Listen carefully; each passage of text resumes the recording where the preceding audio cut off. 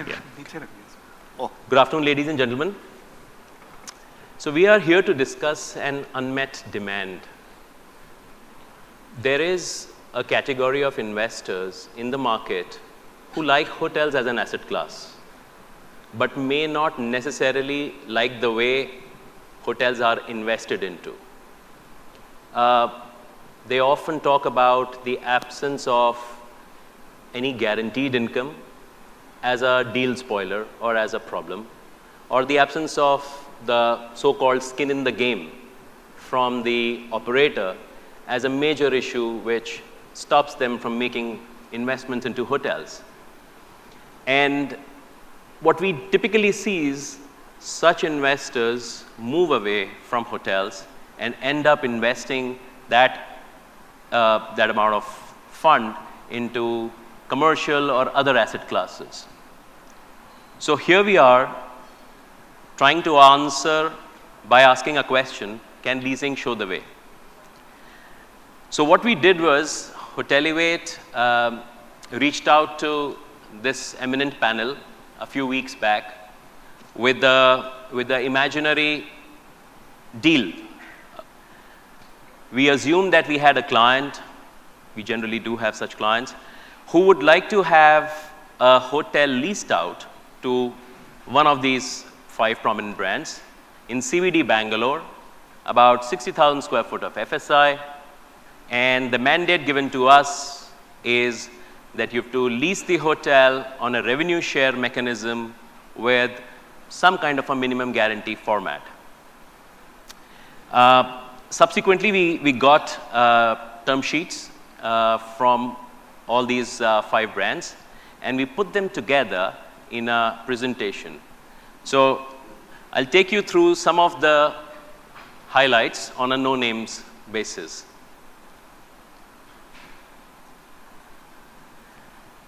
So the development cost per key, the variance or the range was from 30 lakhs or I'll stick to million, 3 million to 8.4 million. So there is a wide spectrum, hence you get to understand that we are starting from mid-scale and going up to an upscale hotel possibility. Security deposit is an important element. We showed it over here as a percentage of development cost without land. Started the variance, again, the range is from 0% to 4.7%. This security deposit may come before the lessee takes over the asset or just after. The skin in the game. A very important element is the investment from the lessee in FF&E and operating supplies and even in pre-opening. We clubbed that together, and as a percentage of development cost, again without land, it moved from 4% to 27%. So many brands have their own approach, but the range was quite wide over here. In this graph, we have shown the lease tenure, which the range was from 15 years to 35 years, as well as the lock-in for the lessee, which means that the lessee would be obligated to be sticking around in that lease agreement for those many years. And that ranged from 5 to 35 years. The core of the lease agreement, the maroon lines show the revenue share, which ranged from 20.5% to 25% of gross revenue. And right next to it, the yellow line represents the minimum guarantee, the holy grail of leasing. This ranged from 6% of gross revenue to 20% of gross revenue. So the other way to put that across is that whatever revenue share the lessee planned to give, they thought 24% of it to 80% of it could be guaranteed by them to the owner. And that brings us to the most important element, the yield for the lessor, not the lessee, not the brands, but the owner. So the client in this case got a range from 6.4% to 15% of lease income from this deal. So to put it together, I know these are too many numbers, so just to put it together, we plotted them together and we said, okay, so how is it that each of them are looking? We have A, B, C, D, and E. So A is giving you, and the blue, dark blue lines are the yield. So that's the important line. So A is giving good returns supported by high investment from the lessee. In the case of B, the investment from lessee is low, but the revenue share is reasonable. In the case of C, the returns are good because the lessee investment is strong as well as the revenue share is strong. In the case of D, the development cost is low, but despite that, because the investment is on the lower side, the yield is at about 6.8%. And lastly, as the lessee investment is reduced to about 4%, and the development cost is very high, the last set of the yield is also rather low, 6.4%. So I think I'll open the table with the panelists over here. Let's start with you, Mahesh. There is a whole range of numbers that we saw over here. 5 companies thinking about leasing in 5 different manners. How do you choose what are the terms you give, assuming you've liked a location? So Saurabh, so I want to take a step back and see how leasing fits into our whole growth strategy. People grow by, companies go by brands, company populate geographies, then you grow on verticals like hotels, resorts, co-living, others. And of course the business model, right? So if you take all of these in different axes, there are enough opportunities for you to grow. So in this business model perspective, there are the whole spectrum available for you from ownership to majority owner to minority owner to fractional ownership to management. Then of course, guaranteed returns, then leasing, then management and franchising and so on. So the whole spectrum is available for you. So we will definitely, from our perspective, we will look at growth in all aspects of it at different points of time. Now let's look at lease, and let's look at lease and the revenue share as one component of growth. For us, it is important that we do long-term leases. We don't do short-term leases. So first is important to figure out is this going to be a long-term lease or not? That's very important for us because we want to. And long will be defined as? 25 and above, ideally 35. So okay. Because I want to de-risk across cycles, right? There will be enough tops and bottoms, so we want to de-risk it across a longer period of time. The second case is we look at lease as similar to our investment because I think it is same for us. So we look at the same business case for a lease as well as for our own hotels. So the business case has to be very strong about that market. So what we do is that we do 3 scenarios, a worst case scenario, best case scenario, and an expected scenario. And we give a weightage based on that market. And then we come to a conclusion that this is what we can do in this space. And then we stack up, saying that if I do management, I will definitely get a 1/6, assuming 1/6 of a revenue. Then I stack up above my investment. What's my investment going to be? And I want to get a return on that investment. So, and plus there is a margin of safety for me if there is a downturn. So these will form my stacking. And above that, what is available is what I will look at lease. So that's how we look at lease. And of course, from owner side, we look at what is the return that he would expect. So we try and match it and see where we can go. So I think that is what we look at, how we look at leases.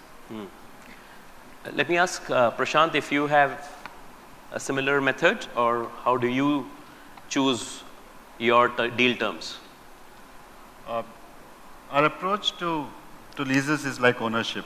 When we do management contracts, quite often somebody's taken a decision to build a hotel and we come in late on deals. And so our approach to that is more like, can we add value, can we not add value? But when we do leases, this is a very long arrangement and our balance sheet is on the line. So the approach to evaluating that deal is more like as if we were, we had ownership on this asset. And like Mahesh said, if the risk, so let's look at what happens to both parties, a lessor and a lessee, in a performance scenario. Let's say there's a good scenario and nobody has a problem with that, so everybody gets paid.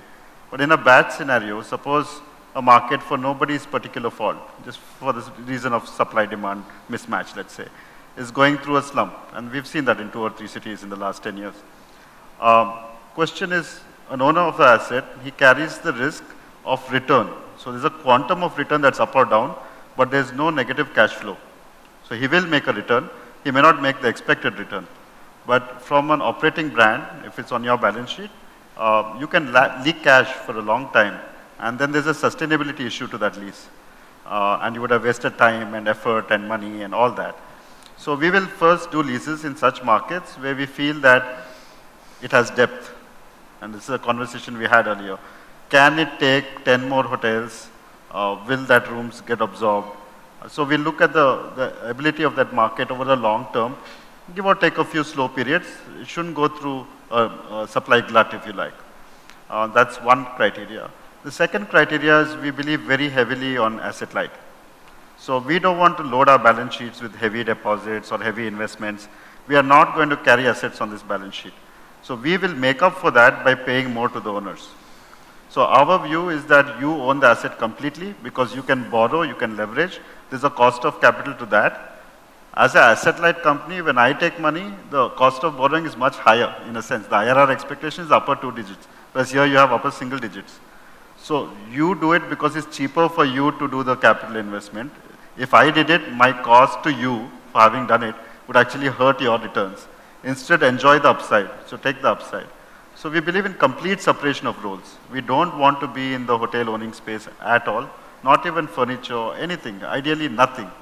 But we are more than willing to pay for you to carry that and secure that investment. So that's our. But then isn't it contrary to how a lease would be expected to behave as far as the owner is concerned? Then it is more like a reverse management contract where instead of he paying you a management fee, you're just paying him a revenue share because everything else is his investment any which ways. You're exactly right. In fact, it's not called a lease. We call it a hotel revenue share contract. That's exactly what we're doing. And I believe that that's the, so we've had a love and hate relationship with leases. When we started and we had no company, so to speak of, and it was a clean sheet and it was one guy in a room trying to sell a hotel company. We leased because then you don't want people to ask you questions. How will you sell? How will you distribute? The truth is I didn't have the answers to those questions. So we just put our balance sheet on the line. We took these places on cold, escalating leases, deposits, all that is still there on my balance sheet. But cold leasing puts two parties at odds with each other at all times. Even if a lease performs well, you will always find that the contract works against one of the parties cyclically. When the markets are low and the lease value is low, it works well for the owner and he's happy. The brand may be unhappy. And in an opposite cycle, the owner will feel like he's getting underpaid and he's constantly trying to figure out how he can increase. He's trying to, maybe look at his options. What happens with this hotel revenue share contract, which is our substitute for a lease, is it always balances the water in the bucket. I mean, the ball always floats on the surface. So it never works too badly against either party. In a good market, it will put more returns in the owner's side, but in the bad market, it won't trouble the balance sheet of the brand. The end result is both people are looking at the same outcome, not against each other, but with each other. And partnerships are important for hotels because we're not real estate. We are living, breathing buildings. We have a pulmonary system, we have a respiratory system. These are live buildings, and they need two people to be working together for it to kind of really, be sustainable in the long term. Fair. Zia, let's talk a bit about the kind of leasing that is available. So let's say in the spectrum, we could start with land leasing, where from the owner's perspective, it is the least risky model. It's the easiest lease, to a fully fitted out hotel. And in the interim, we have cold shell and warm shell lease. So let's say four lease types broadly. As a lessee, I can understand you will either be on either of the 4 junctions. Which junction do you prefer to be it? And Mr. Baljee, then I'm going to ask you the same question after Zia. Yeah. See, we've done... after you. Okay. Yeah, go ahead. Yeah. So basically, we prefer a fully fitted out hotel. However, we prefer to engage with the owners much earlier in the process. So not necessarily at the greenfield stage, but either a cold or a warm shell, so that we can drive a lot of the design direction, the overall planning of the property. But we want to enter at a stage when the hotel is getting ready. So like Prashanth, we treat leases as an alternative to management contract. The owner's approach to it is the same. You fit it out, right down till the last operating supplies. And that's when the owner takes a call whether I want the P&L of that hotel to be on my books, or do I want to shift it to the operator. And I think that's the beauty which a lease as an alternative to management contract, it provides that, because every owner has a different risk return profile. Some might come from this industry and might say, I'm comfortable with the management contract. I would want to remain involved with the asset. I would like to benefit from the upside of the asset, and I'm willing to take that risk during those tough times when the returns might not be there. Other owners might have other businesses, and this is just a side business for them, or they're just looking at it from an investment perspective.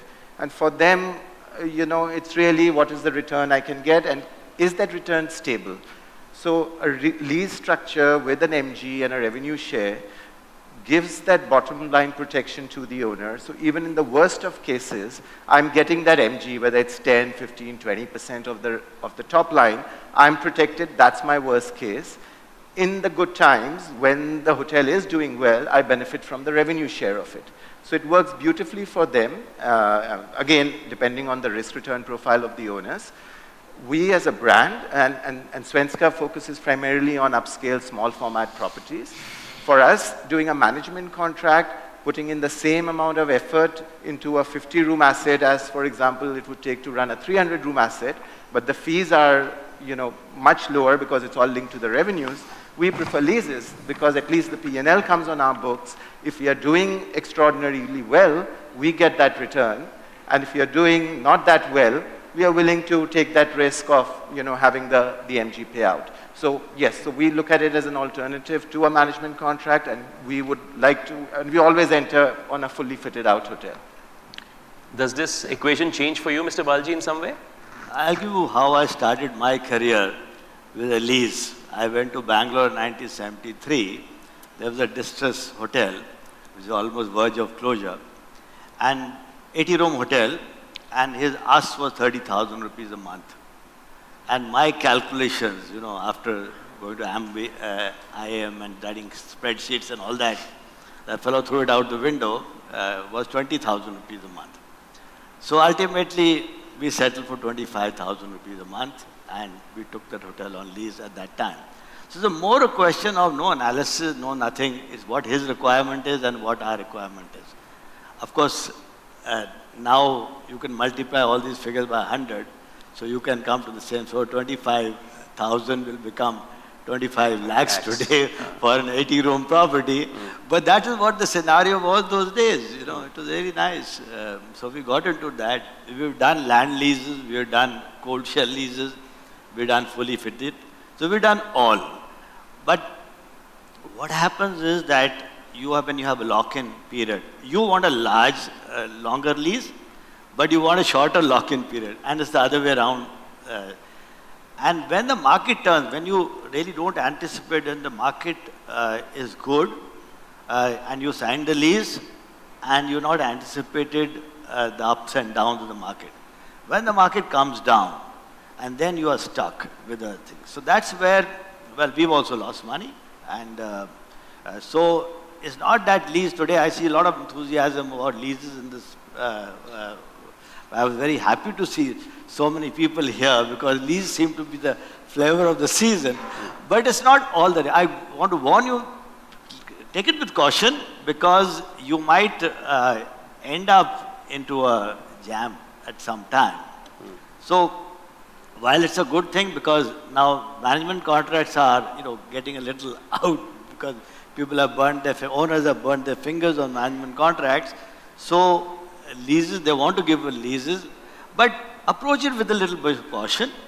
And of course, that MG this thing is that whatever you've seen in the model is that you give about 80%, 70 to 80% of the expected to him and then he gets an upset. But then I think a lot of Indian owners don't understand that. They said, "Bhai, hamare ko itna de do." That's it. Right. After that, nafa nuksan is yours. So a lot of analysis won't work. It's his need and your need, market driven. Then he'll go around shopping, and then all of us will be competing with the same property. He say, "That fellow had come, Aroor had come. You offered me so much." Then he'll add up a little also. Then he says, "Lemon tree aa gaya." Then I'll say, "Oh my God, leave it." So that's what we have to look at it that way. Right, right. Bharat, your company does leases not just in India but globally. I understand that you haven't done too many leases in India and you're still trying to find your feet over here. But in those selective, and you told me earlier that in those selective markets which you like to take a strong call rather than go weakly in multiple markets, right? So give us a sense, in this particular example that we took, what was there in your mind when you were giving your numbers? What did you like and why will it work for you? Actually, I think one of the key criteria is the location. I think that is something which we have to get it right, especially in a lease. Of course, management contract also, we need to make sure that it works for the client. But location is something, then afterwards, all the lease, whatever numbers we are going to put down, is based on the forecast. I think it's going to be like whatever the ADR, whatever the RevPAR, whatever we are going to assume, then based on that, we will come up with a number. But in our approach, I think MG is something which we want to meet. In a sense, at the end of the day, we are a hotel operator, so there's a cost of equity involved.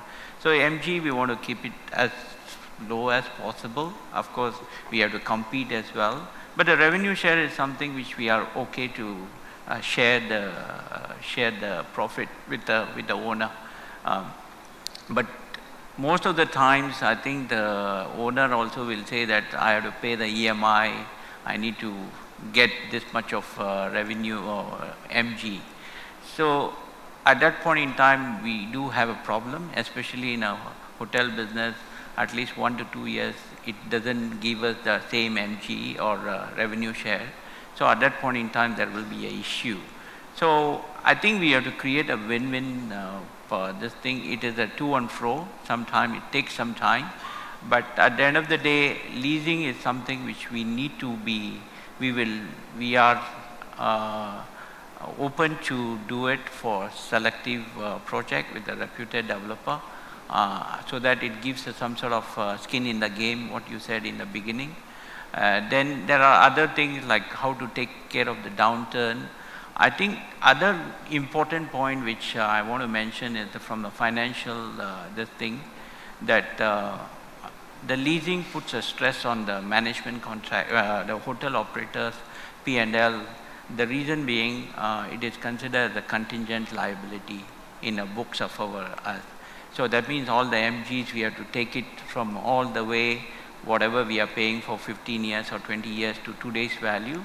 And that sometimes is it puts stress on our P&L, even though it is just a lease which we need to pay for the so many years in the future. So these are the consideration which we take into consideration before we put up a proposal. Right, right. So one is getting a sense that, while revenue share, you want to be as aggressive as possible. Most lessees feel what is not going to work for the owner in a management agreement would obviously not still work in a leased format also. And therefore, you would like to keep the minimum guarantees to be as low or for as short a period of time as possible. But one of the advantages of minimum guarantee that we find is that the owner can refinance after the hotel opens and go with a much cheaper cost of capital through lease rent discounting. So Mahesh, let me ask you that if we are to compete with the co-working spaces today or the offices today, the owner is ambivalent. The owner does not care. This 60,000 square foot could become a hotel or could become a co-working space or could become a commercial space. Why should he choose the hotel if he doesn't even get that lease rent discounting option because the MG is not there or there for 3 years only or something? So a couple of things. So one is that there are different types of owners. One wants to take the equity out very quickly. So he would want a fixed lease instead of a MG and a revenue share. So it depends on the kind of owner. Like he wants to take the upside and also participate in the downside. There are owners like that who know that market, there is depth in that market and I take it. There are owners who say, give me a fixed one, I want to take the LRD out so that I take my equity out. Sure. Or cover my debt in some form. Sure. So we find both of them available. So and depending on our take is that we just see on your question of land lease or cold shell or any of these leases, we see what is our investment and what is the return he is getting. So that's how we would look at the fixed lease format. On the second question about how are you competing with actually, I think most places I go today, it's all discussion about I'm getting so much in commercial, I'm getting so much in co-living. We also have our own co-living division now, so that's another added advantage. But I think we are somewhere we are doing together also, saying that one part we give this and one part we offset it through a hotel. So that's an added advantage we are doing. But it's like this, that there is a trend, right? Everybody goes on saying that when residential was going on, everybody was building residential. Now everybody is building co-living. Now there is a lot of work on student housing and co-living and co-working. So there will be a time when you have to kind of balance your assets and say, okay, there is enough supply of X, can we look at hotels as an option? And you have to see, there are two yields, right? One is the annuity yield, which you're competing with. The hotel also gives you a cap yield at some point of time when you decide to dilute or flip. So it has, as we say, that hotel has to be sold twice. One to a customer and once again to kind of make your returns. So the owners have to look at hotel as an asset, as a long-term asset. So if there is an owner who is willing to hold on, then that is our endeavor to educate them as to what do your current annuity, and then you look at the final yield. Almost, I think we are far better than commercial and other, because the others are all very benchmarked against square foot. Here is a business that you're valuing. That's the difference in both. Here it's a question of annuity plus the value of the business. Right. So this is a struggle, but I'm saying this is how we are, all our queries are against the other asset classes is what we are seeing today. Mr. Baljee, a lot of owners feel that in a lease, the commitment or the performance of the lessee, stroke brand, stroke operator is higher than in a plain vanilla management contract, management agreement, because that same thing, the skin in the game factor. What's your take on it? See, the owner would definitely, it's a risk return kind of a thing. Now, if the owner pays the operator a very small amount of money, management contract fees are a very small fee, but then he's taking the risk. So I would say that is, and the other way, where there's a revenue sharing and the risk goes to the operator, so then naturally he has to split the risk. The question which I ask any builder when he comes to me, so why do you want to make a hotel? You've got better things to do, just build a shell and today you get 80 rupees, 60 rupees to 120 rupees a square foot, which a hotel will not be able to offer. So there are two kinds of people. One, he says, मेरे को hotel बनाना है. Okay, So there are no economics involved. I have to have a build. I'm a builder. I'm a known businessman. I have to have one hotel. It's like sort of a statement where he can bring his other guests, and it's an ego thing, massage for him. He comes and says, "Bada Saab," you know. So they are. I've got a lot of owners like that. We have. And we are lucky. We're lucky because they are not at all looking at returns. I have to have the best hotel and that period. Okay. But a lot of people today are sometimes desperate. Now we have Delhi, Noida, all your Gurgaon, all that. People have built huge structures, mixed development. They build hotels on top. When the market was probably good, I don't know what they were thinking. Maybe you guys must have given them a nice project report. We were not involved. Right? Okay. Nice project report that, okay, ye hotel bana lo, ye niche mall bana lo, or so all that is there. So those people have got stuck today. So now that there you can get a good deal which is workable for the hotel. But then, some things are too large. Inventory of 500 rooms. That day I saw a property in Noida, 500 rooms, no way. So what do you do with a 500 room inventory? Even if he's giving you for a pittance, no, it's not worth it. So there are various factors are there, and so you have to look at all those factors before you jump. But you're saying that from the brand, the commitment changes, because if the brand is invested into the asset, then there is a return on equity for the brand also that is going to get generated. Is that what you're saying? Yes, we have to get a return on our equity, but then, he thinks that he has to get return on his investment, and his investment is larger. Your fit-out investment may not be that high as compared, if it's a warm shell, then your investment is not that high. So you will definitely, he expects a better return. So what they've started doing now is they're selling rooms to each individual guys. So the expectation of that guy who's investing in a residential apartment is 2 or 3%. Because in any case, if he buys an apartment and rents it out, he's not going to get 2-3%. So now that's what they are working on that, and they're successful also. Because that guy's already stuck because he's bought an apartment. Now this guy tells you, I'll give you 10,000 rupees per month or 20,000 rupees a month. I'll give you. He has no choice. But that's a commitment he's given me. So if those people are ready to put in the money at 2-3%, then it's a win-win situation for the builder, it's a win-win situation for the operator. But going by otherwise, it is, not that rosy as, leasing also. You got to be judicious, you'll be cautious. And as I mentioned to you, we've had cases where, escalation, every 3 years, 15%, is compounded escalation. Whereas your ARR may not be compounded. Compounding in the same manner.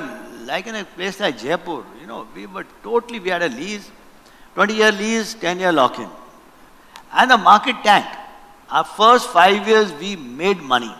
And the next 5 years, whatever we made, we gave it back. So it's also that kind of a situation also there. So just this is a word of caution. I don't want to discourage everybody. Please come, lease out hotels to us. We're quite happy to do that.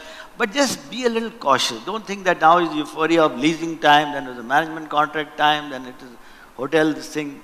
So keep in mind that markets will keep on changing. Sure. And they will be cyclical markets. And then accordingly work towards that. Okay. Sure. And too much analysis is not good. It is his need and yours need.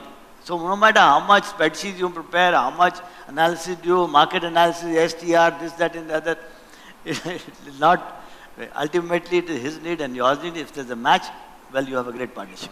Sure. I think we'll open the Q&A session very briefly.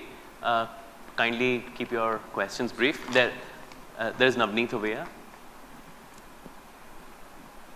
Excuse me.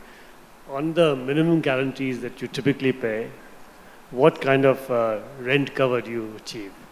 What I mean is, what's the EBITDA before the rent, you divide it by the rent, on the minimum guarantee, not the revenue share. Is your question on the MG, yeah. What is the return? No, not return. What's the rent cover? What's the coverage before the rent?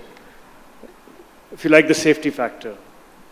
So therefore, if you take your EBITDA, typically NOI, before the rent, you divide it by the minimum guarantee rent, what's the coverage that you achieve? I think he's asking what percentage the MG is of the revenue share. That's what he said. Or you take your GOP, say it's 40%, how much of the GOP is going to rent? Okay, yeah, so that was covered, but sure, why don't one or two of you can take that question? We'd like to see at least 20% 20% gap between the intended revenue share and a minimum guarantee. Early revenue share and minimum guarantee, we'd like to see at least a cushion of about 20%. We would like to see a cushion of 20%. So 80% of the projection would be guaranteed to the owner. So therefore the rent cover is 2.0? I'm sorry, I can't hear you clearly. No, so the GOP before rent, if you divide by rent, is the ratio 2 or above or less than that? No, 20% is top line, he said. It must be less. So let's say your revenue is 100, your GOP is 40. What is the typical rent that you pay? So if you looked at the chart that we put out earlier, the revenue shares varied from 20 to 25%. Correct. So really half the No, GOP. let's say, I'm talking about minimum guarantee. The minimum guarantee varied from 6%, sorry, to 20%. to 20%. So 6% of GOP to 20% of GOP. Yeah. Of GOP? No, not rent. Rent. Top line. Gross revenue. Top line. Gross revenue. Yeah, please go ahead. Hi, I was wondering if there's any difference in terms of leasing a leisure asset versus a business or a city asset, especially in terms of the variance in the amount of money accounting for seasons. Yeah, good question. Have any of you got lease in Yeah, we're doing leisure? Yeah. So if you so we look at it again. It's a business case. It's pure business case of what you can deliver in that market. If we were to invest the money, we would look at a pure business case. If it is a lease also, we would look at the same way. Goa, if we treat it like leisure, we have done some leases there. You have to take care of the cyclicity and how much you can deliver in that in that asset, and what you can give is a function of what you can deliver in that asset. So there is no difference in that lookout. But it's a question of what you can deliver in that asset. That's so true. it's purely business case. See, the gap between leisure properties and business properties has narrowed down. In the last few years, with the number of youngsters going on holidays and the ease of going on a holiday, make my trip, suddenly you book and next day you are off. So I think, holiday destinations have also become profitable. Earlier it was like, I'm from Simla, and we used to have business in 2 months in a year, and the rest of the years, either lose money or make money. But now all these things have become 10, 12 months destinations, most of the thing. So I think there's a very little in terms of business model, very little difference. Okay, you may have 5-10%, in a holiday destination you may give 5-10% less. But, if you're giving 25% of the top line in the city hotel, in a leisure destination, you may have to give 20%, because the cost for the owner, is pretty much the same, because he's built bigger spaces. Okay, land may be less, but he's compensated by bigger spaces also. So expectations would be the same. Sure. I just want to add to that. So we've actually looked at leisure, business, metros, tier 1, 2, 3, and looked at how should this lease structure be different between these different markets. And it actually does not need to be. And we've really arrived at certain figures which apply across markets, whether it's business or leisure, whether it's tier 1 city or a tier 3 city.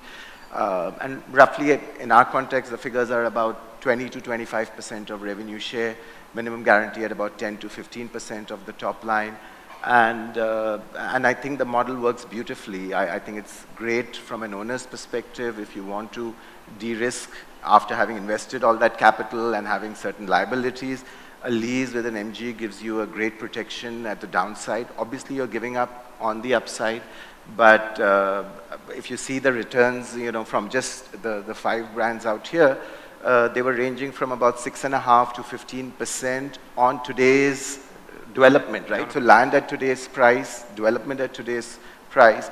If you're getting a 6.5% to 15% return, which is just the yield income, not the whole appreciation on all the other benefits which come from ownership, I think it's a fantastic return if you just look at all your management contracts, whoever the owner is sitting here, and see at today's market value, what is the return am I making after paying all the management fees and having and bearing all that risk.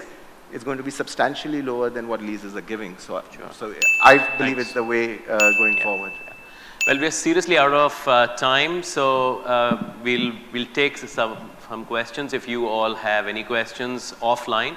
But thank you very much. In summation, leasing is a good viable option that has come up, but the concept remains the same. You work like a partner with the lessee and not against, you'll have testing times, you'll have good times, you have to tie them together. Thank you very much, ladies and gentlemen, for your time.